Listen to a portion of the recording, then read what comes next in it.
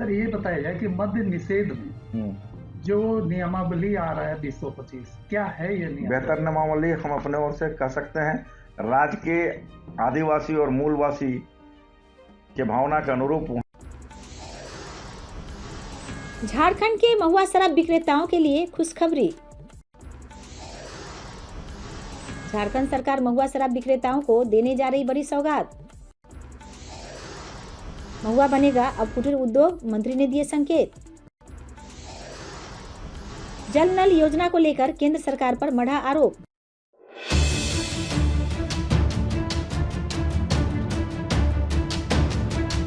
झारखंड के महुआ शराब विक्रेताओं के दिन फिरने वाले हैं। राज्य सरकार उनके लिए जल्द ही नई नीति लाने की तैयारी कर रही है। उक्त बातें सूबे के मद्य निषेध एवं पेयजल स्वच्छता मंत्री योगेंद्र प्रसाद ने कही है। दरअसल मंत्री योगेंद्र प्रसाद राज्य के राजस्व को लेकर चिंतित है। उन्होंने कहा कि राज्य सरकार में शराब के जरिए राजस्व बढ़ाने के लिए कई योजनाएं लाई गई हैं। उन्होंने कहा कि इस बार देसी शराब को लेकर फोकस किया गया है। इसके जरिए 3,500 से लेकर 4,000 करोड़ राजस्व का लक्ष्य रखा गया है, जिसे नई नीति के जरिए पूरा किया जाएगा। उन्होंने कहा कि सरकार इसके जरिए लोगों को रोजगार भी मुहैया कराने की तैयारी कर रही है। मंत्री ने कहा कि झारखंड के ग्रामीण इलाकों में महुआ से देसी शराब बनाते हैं और उनका भया दोहन एक्साइज पुलिस और स्थानीय नेता करते हैं। मंत्री ने बताया, अब सरकार महुआ से देसी शराब बनाने वालों को लाइसेंस देगी ताकि कोई उन्हें परेशान न करे। वहीं राज्य में जल नल योजना को लेकर केंद्र सरकार पर निशाना साधा। उन्होंने कहा कि केंद्र सरकार पेयजल आपूर्ति का बकाया 6,500 करोड़ रुपया दे ताकि झारखंड में हर घर नल विकास योजना में इसे लगाया जा सके। उन्होंने कहा कि केंद्र की नल जल योजना 22,000 करोड़ की योजना है, जिसमें केंद्र को 50% जबकि राज्य को 50% राशि देनी थी, लेकिन केंद्र ने 11,000 करोड़ की राशि देने के बाद बाकी राशि अब तक नहीं दिया है, जिससे राज्य की योजना खटाई में पड़ती दिखाई दे रही है। सर ये बताइए कि मद्य निषेध में जो नियमावली आ रहा है 2025 क्या है ये नियम? बेहतर नियमावली हम अपने ओर से कह सकते हैं, राज्य के आदिवासी और मूलवासी के भावना के अनुरूप हम आम जनमानस के भावना के अनुरूप एसओपी को बनाने का हम तैयारी कर रहे हैं। उस मॉडल को लाने का तैयारी कर रहे हैं ताकि राज्य के जनता को और राज्य को दोनों को राजस्व मिले और राज्य के जनता को आसानी से उसके विभाग के द्वारा जो को भाजन बनना पड़ता था, मानसिक और आर्थिक दंड मिलता था, उससे भी दूर रहे और लोगों को सहज रूप से बेहतर और शराब मिल सके। सर ये गोवा में जो फेनी मिलता है लीगलाइज है, उसी तरह जो झारखंड में है महुआ की दारू उस पर मैं काम कर रहा हूँ। हम एसओपी तैयार किए हुए हैं, सुझाव के रूप में माननीय मुख्यमंत्री जी पास भेजे हैं। आदेश का इंतजार है, हम लोग डिस्कशन करेंगे, आप तब जाकर के अमली जामा पहनावेंगे और हमको लगता है कि बेहतर विकल्प है, इसलिए मुख्यमंत्री जी इसमें अतिशीघ्र हम लोग डिस्कशन करके आगे बढ़ने का काम इसके पीछे सोच क्या है? सोच क्या है? देखिए, दो चीजें हैं, आप इसको बड़ी इसको नजदीक से आप समझिए।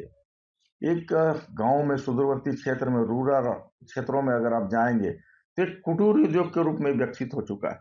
पूरे परिवार मिलकर के शराब बनाते हैं और उसको बाजार में बेचते हैं, तो उस पर जो कमाई होती है उससे अपने रोजी रोटी करते हैं।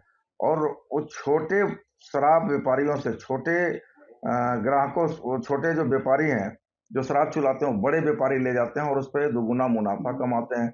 और चूंकि लाइसेंस उनका नहीं रहने के कारण एक्साइज डिपार्टमेंट कभी थाना वाला था, कभी कोई डिपार्टमेंट, कभी कोई छोटू भैया लोग भी जा करके उनको प्रताड़ित करते हैं, आर्थिक रूप से प्रताड़ित होते हैं, मानसिक रूप से प्रताड़ित होते हैं।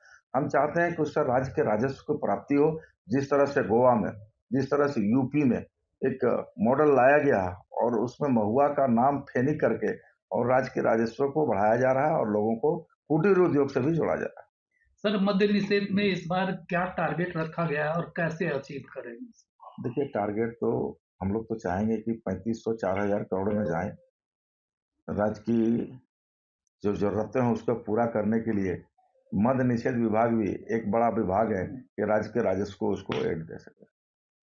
कहते कि मुख्यमंत्री जी का निर्देश है कि ज्यादा से ज्यादा राजस्व का उगाही किया जाए। नहीं तो मुख्यमंत्री जी का निर्देश नहीं, तो आम जनमानस का। और आप पत्रकार, आप भी एक लोकतंत्र के स्तंभ होने के बावजूद एक हमारे राज्य के एक अंग है, नागरिक है। अगर राज्य में राजस्व की प्राप्ति होगी तो निश्चित तौर पर विकास की गति को आगे बढ़ाया जाएगा। इसलिए सब कुछ तो राजस्व ही है, राजस्व के बिना सब अंधेरा है। जी ये बताइए कि ये जो गांव में जो पानी की अभी समस्या है, आप कह रहे हैं कि सेंट्रल जो पैसे नहीं दिए 6500 करोड़, अगर वो मिले तो ये पानी की जो समस्या है वो खत्म हो जाए, क्या पूरा मामला है?